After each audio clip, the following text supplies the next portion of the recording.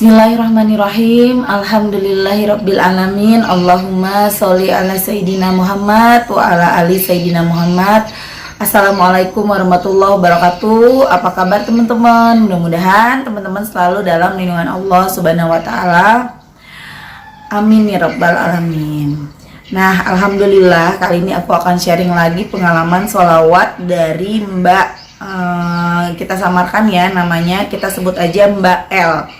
Jadi Mbak L ini ngechat aku tanggal 24 Desember 2020. Langsung aja aku bacain ya. Assalamualaikum Mbak Meliza, perkenalkan nama saya Mbak L dari Kabupaten Bojonegoro, Jawa Timur. Saya mau memberikan testimoni keajaiban sholawat, boleh Mbak? Kemudian aku jawab pakai suara. Aku mintanya sih sama Mbak L ini untuk dikirimnya via suara aja supaya lebih mudah aku ngeditnya untuk nge-share ke teman-teman. Tapi Mbak L-nya maunya ngetik aja, oke. Kalau WA ngetik aja boleh nggak Mbak? Kemudian jadi gini Mbak, awal 2019 kemarin saya mengalami kehancuran rumah tangga saya. Awalnya saya tinggal di Depok sama suami saya. Dan yang membuat rumah tangga saya hancur adalah suami saya berselingkuh dengan perempuan lain, Mbak. Saya shock sekali. Sampai akhirnya saya ketemu dengan channel YouTube Mbak Meliza. Kemudian saya coba mengamalkan sholawat. Saya mengamalkan sholawat 1000 kali setelah maghrib dan 1000 kali setelah sholat tahajud, Mbak. Dari bulan Januari 2019, saya terus mengamalkan. Udah setahun ya, hampir setahun ya teman-teman ya, dari Januari 2019. Berharap rumah tangga saya baik-baik saja. Saya juga sempat memohon kepada pelakor tersebut untuk meninggalkan suami saya. Tiba-tiba tanggal 26 Maret kemarin Mbak, saya mendapat kabar dari pelakor tersebut bahwa dia katanya hamil. Ya Allah Mbak, dan yang lebih parah lagi, si pelakor ini datang ke kontrakan saya bareng suami saya. Suami saya mengaku di depan saya bahwa mereka sudah menikah siri. Dan suami saya mengusir saya Mbak, suruh saya pulang ke rumah orang tua saya. 1 minggu kejadian itu Mbak, saya pulang ke orang tua saya. Saya sudah hancur Mbak, saya kehilangan suami saya. Tapi ketika di rumah, saya mengamalkan sholawat Jibril sampai 15.000 kali Mbak. Setelah pulang dari Depok, saya sempat kerja di pabrik Mbak, untuk mengisi waktu agar saya tidak memikirkan suami saya. Dan suami saya terus-menerus minta agar saya mengurus surat-surat perceraian karena katanya beliau mau menikah dengan pelakor itu. Ini udah nikah siri, jadi dia mau nikah secara negara ya teman-teman, si pelakor sama suaminya. Bulan September 2019 kemarin, alhamdulillah saya ke pengadilan agama untuk mengurus surat cerai saya. Alhamdulillah semua dilancarkan Mbak. Sampai Oktober saya ketok palu putusan cerai. Disinilah Mbak keajaiban sholawat saya. Saya dikenalkan sama seorang laki-laki baik sama teman saya. Awalnya saya sempat ragu Mbak, saya masih bingung belum bisa nerima. Tapi saya udah mengamalkan sholawat dari 2019 sampai sekarang. Saya sempat berdoa sama Allah, jika memang beliau jodoh saya, semoga saya bisa menerima, saya bisa mencintai beliau. Saya akhirnya menjalin silaturahmi yang baik dengan orang tersebut. Dan kemarin bulan kemarin tanggal 20 beliau datang ke rumah orang tua saya menyampaikan niat baiknya. Insya Allah bulan Januari 2020 nanti mau lamaran. Alhamdulillah sekali, calon suami saya yang sekarang guru PNS Mbak di SMA negeri di sini. Saya berterima kasih kepada Mbak Meliza. Semoga Mbak Meliza dan keluarga diberikan umur panjang, sehat dan rezekinya lancar. Amin. Ini maksud saya 2021, nanti 2021 mau lamaran. Oh iya Mbak, minta tolong supaya nama saya disamarkan ya Mbak. Kalau dibuat testimoni, makasih Mbak Me. Itu tadi testimoni dari Mbak L yang baca sholawat itu udah lama banget. 2019 udah hampir 2 tahun ya. Ini kan Januari 2019 ke Januari 2020 aja udah setahun. Ini bentar lagi udah mau Januari 2021, udah mau 2 tahun. Nah, apa kabar sama teman-teman yang baru baca sholawat ya seminggu, 2 minggu, sebulan udah ngeluh kok belum dikabulin doanya? Tuh, Allah pasti ngasih kita kebaikan, Allah pasti ngasih kita kabar gembira, Allah pasti ngabulin doa-doa kita.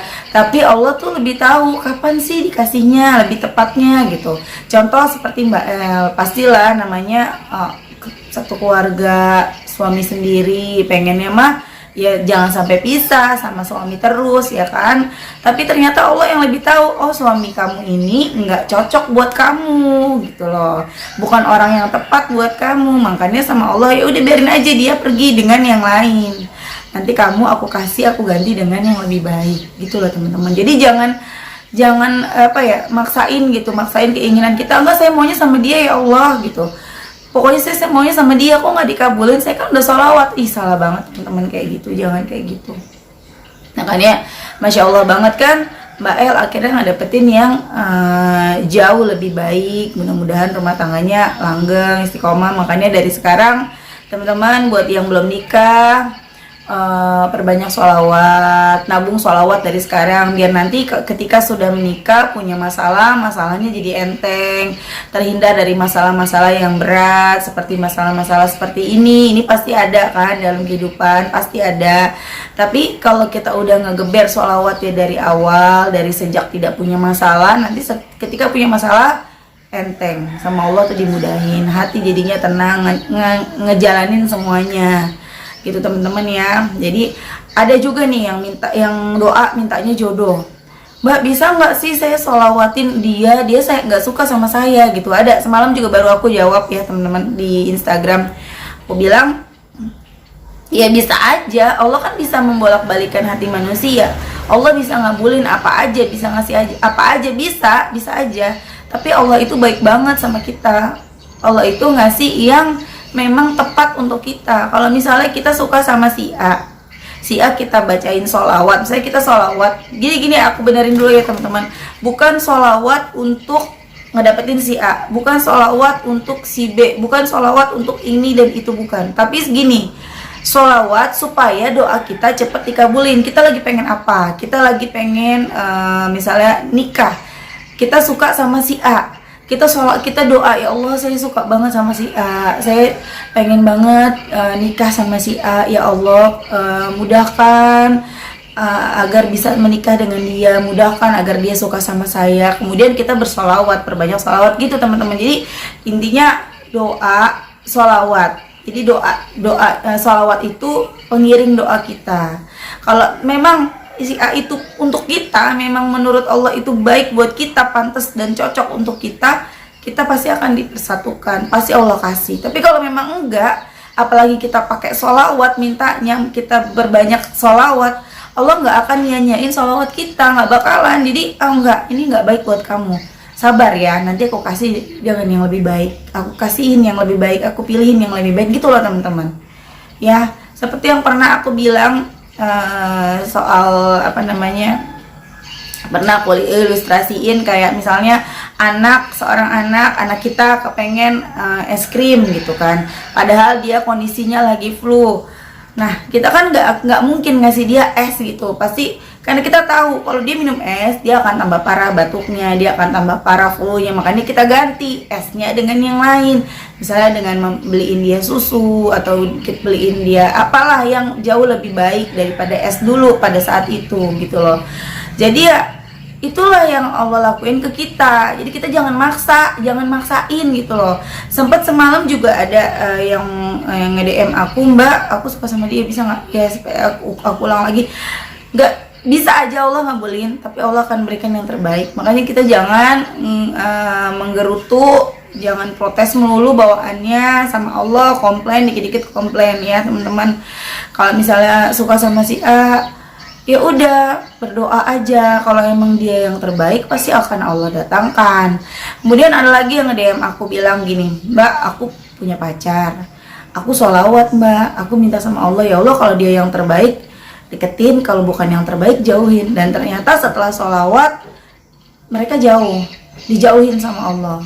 Kemudian itu kan udah satu jawaban dari Allah nih. ternyata udah dijawab sama Allah, udah dijauhkan sama yang nggak baik. Dia nyesel karena si pacarnya ini, mantan pacarnya ini deket sama orang lain. Akhirnya, bisa nggak Mbak kalau aku berdoa supaya dia kembali ke aku? Itu lucu ya teman-teman. Gini loh, Allah udah nunjukin yang terbaik, terus kita maksa. Allah udah ngasih, enggak, dia nggak baik buat kamu, jauhin. Istilahnya ya, kasarnya, buang. Terus kita terus kita minta Allah buat, ya tolong bawa kesini lagi, tolong pungut lagi gitu. Lah kok gitu itu namanya kan udah dijawab. Kenapa sih gitu pikirannya seperti itu gitu teman-teman? Makanya bener-bener deh dalemin gitu sholawat ya, baca sholawat ya bener-bener dalam hati ya teman-teman, dalam hati terus baca sholawat. Ya yang pendek-pendek aja lah, kalau misalnya yang panjang itu terlalu panjang, baca yang pendek, yang penting istiqomah. Shallallahu ala Muhammad, shallallahu ala Muhammad, shallallahu ala Muhammad, itu nanti hati kita tenang. Setelah hati kita tenang, segala masalah nanti diberesin sama Allah. Kalau udah siap, udah waktunya, Allah pasti kasih buat kita apa yang kita mau.